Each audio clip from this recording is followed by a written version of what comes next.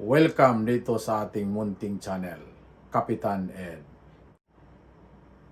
Welcome mga ka-people dito sa ating munting channel. If you are the first time in this channel, kung ikaw ay ngayon pa lang napadpad sa channel na ito, huwag kalimutang i-like, subscribe, at pakiclick ang notification bell para updated tayo sa lahat ng mga video na ating i-upload araw-araw. Intro.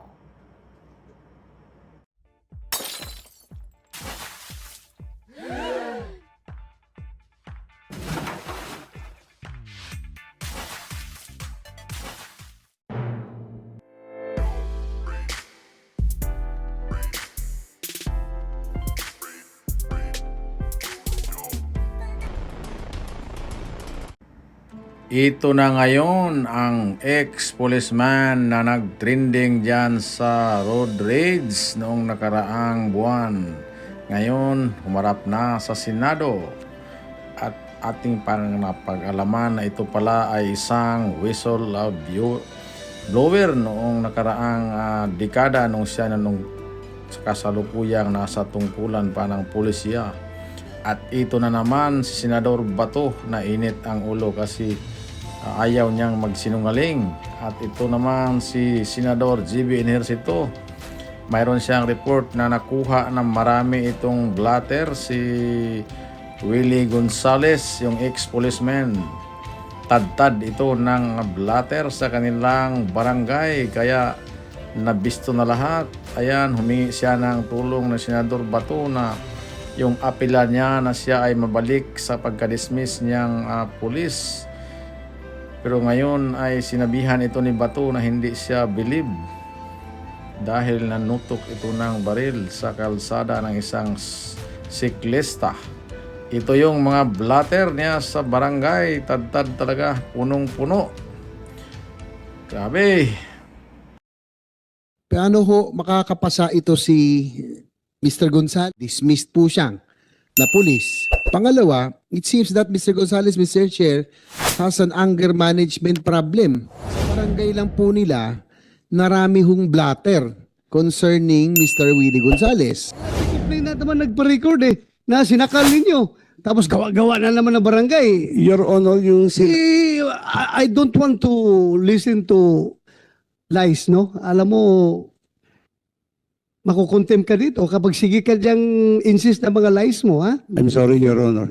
Cases of Mr. Gonzales, parang 10, no? Ay, ito Senator po sa akin. GB, Senator GB, ilan dyan ang grave threats sa mga Basta po, merong robbery, prostrated homicide, obstruction, perjury, robbery, prostrated homicide, grave threat, violation of PD 1866, grave coercion, and light threat. So may grave threat, may light threat. Ito pong nasa half screen po, Mr. Chair, are blatters, no, sa barangay po nila. Mukhang sa barangay nila, mukhang hindi rin maraming kaibigan si Mr. Gonzales. Siguro si Barangay Captain Kalma, kayo po bang barangay kung saan nakatira si Mr. Gonzales? Sino po? Kapitan Bimbo de la Cruz, ano pong barangay nila? Magandang araw po. Barangay Captain Berelio de la Cruz ng Barangay Quirino 3A. Saan banda yan, Kap? Sa Anonas po, sa Anonas. Quezon City. Doon nakatira si Mr. Willie Gonzales? Opo. Okay. Please answer Presidente the niyo po- question of Senator GB. Presidente niyo po si Mr. Gonzales Opo. sa barangay. Meron po bang mga issue, talaga ito bang mga blatter na nakuha sa barangay? Sa inyo po yan? During my time po, way back 2018, nung naupo po ako bilang bagong barangay captain, during my time po, 3 lang po yung nakarecord sa amin. 3 lang. Opo. So yung bago ikaw, meron pang previous kasi 10 itong hawak ko eh. Hindi po sa akin galing. Hindi sa inyo. Pero yung mula nung naupo ka, Doon lang po ako. 3. Ano po yung mga kasong yun? Ay, ito.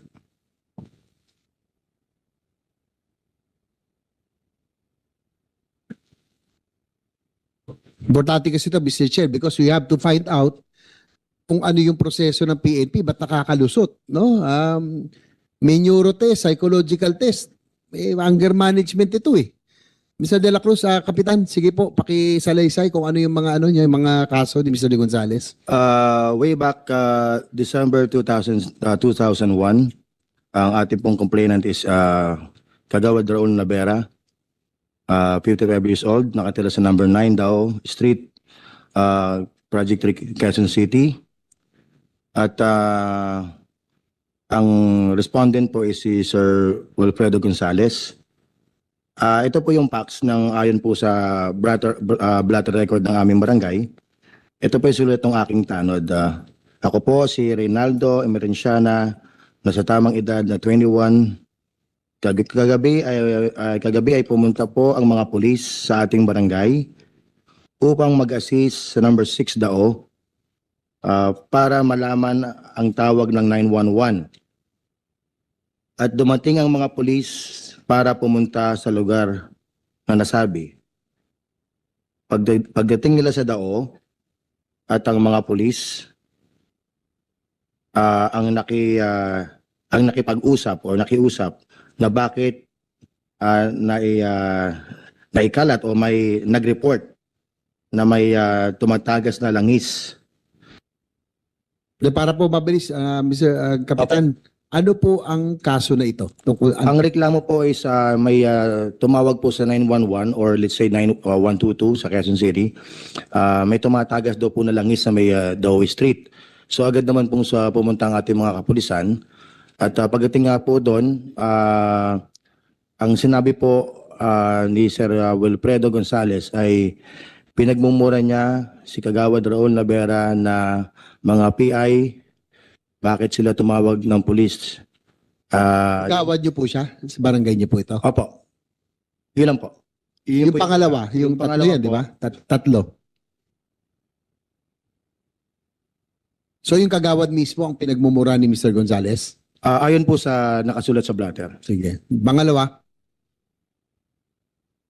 Yung pangalawa naman po, ang complainant po ay si Janabel Mamarodlo sa taga Barangay Libis, Quezon City. Ang respondent po ay si Sir Willie Gonzales. Ang kwento naman po nito is, to make it short, pumarada po siya sa harapan ng HQ, headquarters ni Ma'am Kate Cositeng, para humingi ng medical assistance. Pagdating sa harap, pinuntahan daw po siya ni Sir Wilfredo Gonzales at pinalipat niya yung motor. Humingi naman siya ng pasensya, bigla na lang daw po siyang sinakal, pati rin po yung anak niya kasama po. At Sino yung sumakay? Yung anak ni Mr. Gonzales? ayon po sa nakasulat, si Sir Wilfredo po ang sumakal. Tapos nalaglag po yung cellphone ng tao. Nabasag po yung cellphone. So dalawa sila magkasama?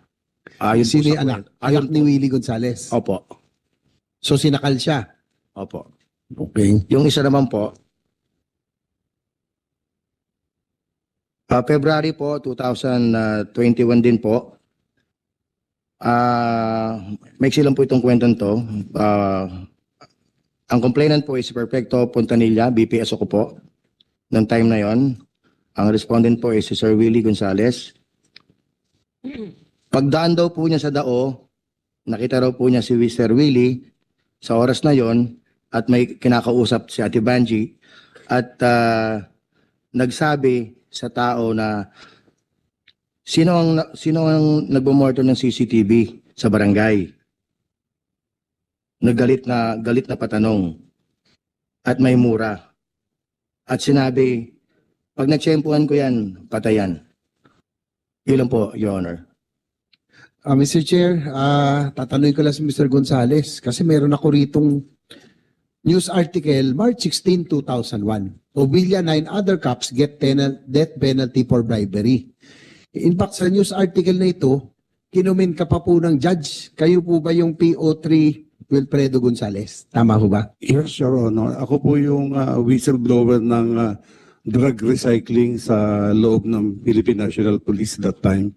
Opo, kasi ito nga po, sabi ni Judge Peralta, he commended witnesses PO3 Wilfredo Gonzales and SPO3 Renato Resurrection for mastering the courage to expose an anomaly against their colleagues and superiors. Kumbaga, yung mga senior officers mo, kayo po ang nag-witness at kumbaga kayo ang nagsabi na talaga may nangyaring bribery. Tama ho ba? Yes, Your Honor. Ito pa, continue. Two men who were Obilla's subordinates had blown the whistle on the bribe. Gonzales testified that Obilla tried to give him 15,000 as his share but he refused to take the money. Without them, the anomaly could not have been unearthed and the perpetrators could have gone unpunished. Sabi po ni Judge Peralta. So, Sir Gonzales, may ginawa ka palang kabutihan noon. 2001. Pero nung nag-2018 hanggang ngayon, parang lahat na lang nangyari. Bakit ang dami mong kaso sa barangay pa lamang? What happened in that span? May ginawa kang kabutihan noon pero 20 years after, mukhang naiba yung karakter mo. Sige po. Your Honor, mabuti nga po na nabuksan po natin itong issue to. Mula po nung mag-whistleblower po ako, nabaril ang bahay ko, nasira pag-aral ng mga anak ko, nahinto. Pero hindi po ako umatras. Sabi ni si PNP Mendoza doon, tsaka si General Aglipa, huwag kang atras kahit nang bigyan ka ng pera. May nag-bribe po sa akin ng 3 million. Sinorender ko po sa Station 9. Kila Colonel Ovilla po at Colonel De La Cruz. Pero hindi ko po alam na nanakawin lang po pala. Magbula po noon, natakot-takot na po ang naging kalbaryo ko po sa serbisyo. Kahit madami po akong medalya, tinutumbasan naman po ako ng 14 na kaso. Anong mga kalbaryo na pinagdaanan mo? Sa serbisyo? Kinasuhan po ako ng mga kung ano, yung robbery po, hindi po ako po yan. Yung theft, hindi po ako po yan. Yung coercion, lahat po yan, dumaan po sa sa Congress nung araw. Dahil inihiring po yung complainant na may hines na alleged witness sana namin naging hostile po dahil nabigyan ng pera. So, kalbaryo, pinagsasabi mo, anong koneksyon yung pagbaril mo, yung may nabaril ka na, saan yung picture nitong binaril mo? Kasama ba ito sa kalbaryo mo dahil doon sa ginawa mong pag-testify against your Your Honor, superior? Your Honor, yung nabaril ko po, isang amok. Ano no? Isang amok po siya na adik.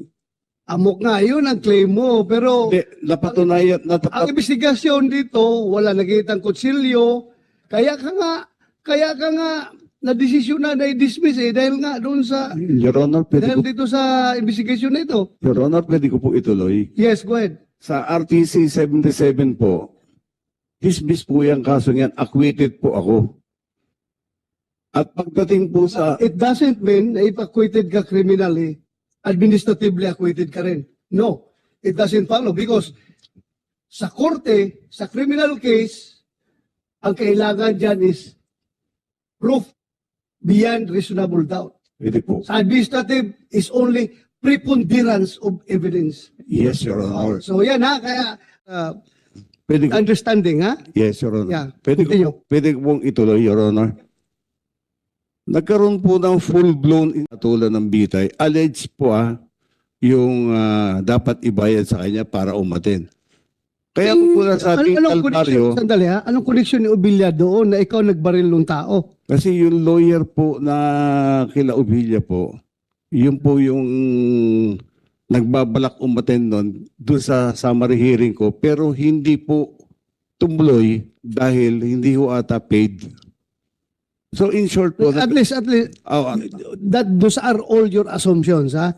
Those are all your assumptions. Sige, go ahead. yes, Your Honor. After full-blown investigation po ito, after 4 hearings na hindi po uma-attend yung kabilang party, nag-request po kami kay Captain Dio at saka yung lawyer ko ng resolution. Kung anong resolution niya, dapat i-drop and close niya na po.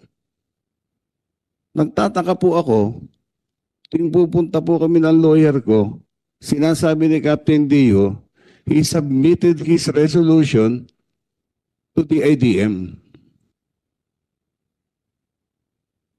But on 2013, I was surprised. One Colonel Pusana called me up and said, Mag-submit ka lahat ng documents ng Huertas case. Mag-submit ka lahat dito ng Huertas case folder. Kasi wala akong hawak. Ako ang second summary hearing officer mo. Sabi ko po, Diretso tayo. Opo. opo, Ilang beses ka na-dismiss sa serbisyo? dinismiss po ako meron po akong ditong desisyon May 30, 2006. Tatlo pong agency ng PNP ang nag-recommend sa akin ng dismissal, demotion of rank, etc. etc. However, meron po akong ebidensya na Ang tanong ko lang kung ilang beses ka na-dismiss sa serbisyo. Per your knowledge. dismiss po ako noong 2006 2006. using June 1 decision na hindi naman po ma-authenticate. Wala ka nang, tanong ko lang kung ilang beses ka na-dismiss. Noong 2006 po. 2006. Your Honor. Tapos reinstate ka. Opo, Your Tapos Honor. nakapag-retire ka 2016. Opo, Your Honor. Kailan ka naging pulis? July 8, 1990 po, Your Honor. 1990. Opo. Hanggang 2016. Yes, Retire ka. Yes, Your Honor. So ang haba ng panahon na yun, hanggang nakapag-retire ka, ang ranggo mo, PU1 pa rin. Bakit ka hindi na-promote? Kasi ganito po yun. Alam ko naman, kasi ito nga ho, pakikita ko sa inyo. Kaya ka hindi na-promote siguro dahil katakot-takot Hindi ang kaso kinakarap mo. Your Ang Honor, dami mo kaso dito, Your Honor, gusto ko sana ipakita sa inyo po ito para matulungan nyo ako. ano, Tulungan yung pamilya ko. bakit? Exonerated po ako nung dinismiss po ako eh. Ha? Exonerated po ako nung dinismiss po ako eh. Hawak ko po yung authentic. Exonerated ka sa ano? Yung pinang-dismiss po sa akin na kaso noong 2006. Sa criminal case. Sa Exonerated ka. PNP po, sa PNP po, exonerated po ako, sir. Oh, Your Honor. exonerated ka? Exonerated po. Paano ka Authenticate. na-dismiss? Authenticated copy po ito. Tuloy ko lang po, sir. Sige, Pwede, sige. if I may. Pina-authenticate ko po ito. Authenticated po ito. Original coming from NCRPO.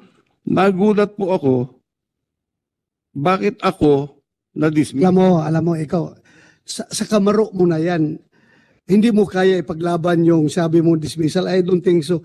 Nakita ko kayong mga pleadings mo yung mga dismissal mo, yung mga appeal mo sa NAB, na-reinstate ka nga dahil ang galing ng mga pleadings mo, ang galing na abogado mo magawa ng papilis mo. Tapos ngayon, yung sabi mo na yan, hindi mo kaya ipaglaban niya, Your Honor, ako maniwala sa iyo. if I may, pwede ko po ituloy. Sige. Nagtaka po ako, nagkaroon po ng June 1 decision in a matter of 1 day. Same signatory po, same General Attorney Kasugbo. Pero hindi na po ako exonerated. At yun ang ginamit nilang basehan para i-dismiss po ako from the service. Kaya Anyway, yung kaso mo, that will be another forum.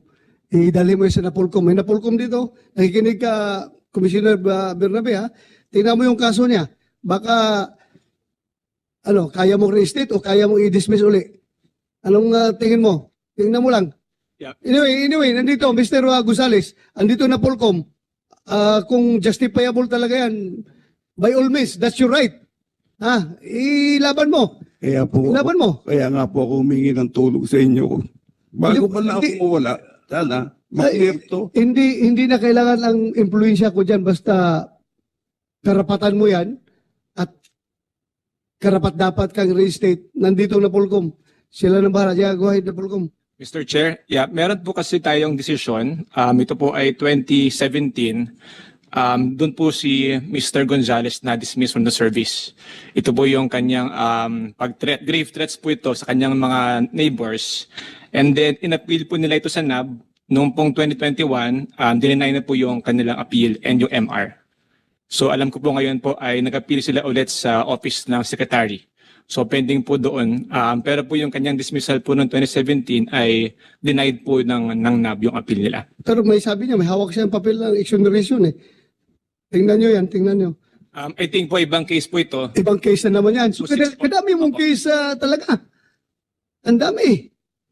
Your Honor, marami po talagang ibinato sa aking kaso mula po na mag-whistleblower ako. Kaya ang pangunawa po ninyo ang hinahanap ko. Anyway, naunawaan kita.